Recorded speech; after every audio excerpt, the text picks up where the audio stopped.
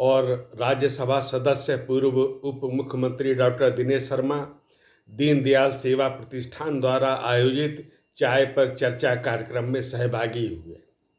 इस अवसर पर अपना समाज सेवा में उल्लेखनीय योगदान देने वाले वरिष्ठ जनों को सम्मानित भी किया गया। डॉक्टर दिनेश शर्मा ने कलराज मिश्र का अभिनंदन किया और जनसंघ से लेकर भारतीय जनता पार्टी की जो एक राजनीतिक विचारधारा पर आधारित एक यात्रा है उसके विषय में भी विस्तार से बताया।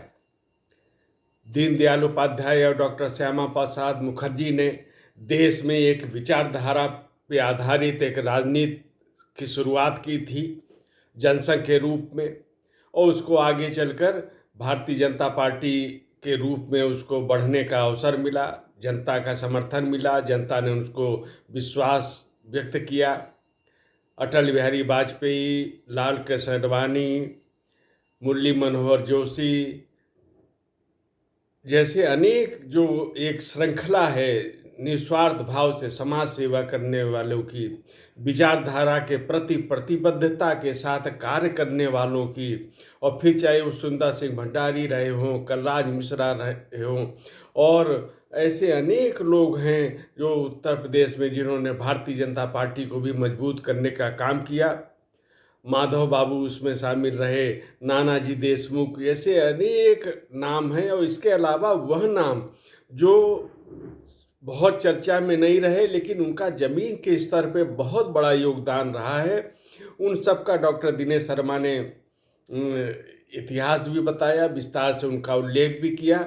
और इस तरह एक विचारधारा, अगर हम वर्तमान समय की बात करें तो प्रधानमंत्री नरेंद्र मोदी उसी विचारधारा को, जो राष्ट्र को सर्वोच्च मानने की विचारधारा है, उसको लेकर आगे बढ़ रहे हैं। उसका जो एक सकारात्मक और सार्थक परिणाम भी है वो भी दुनिया को दिखाई दे रहा है।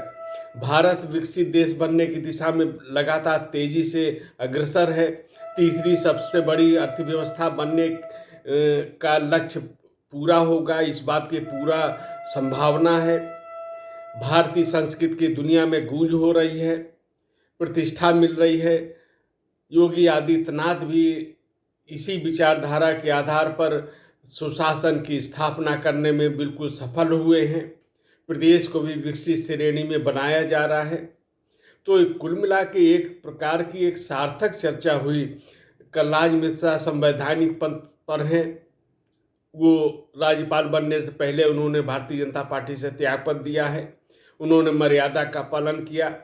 और लेकिन फिर भी जो राष्ट्र और समाज देश के बारे में जो भी चिंतन है, निश्चित रूप से वो एक सार्थक विचार है, और उसको लेकर देश में लोगों की सहमति भी बढ़ी है, लोगों का इस विचारधारा पे विश्वास भी बढ़ा है, और ये स्थिति लगातार मजबूत होती जा रही है।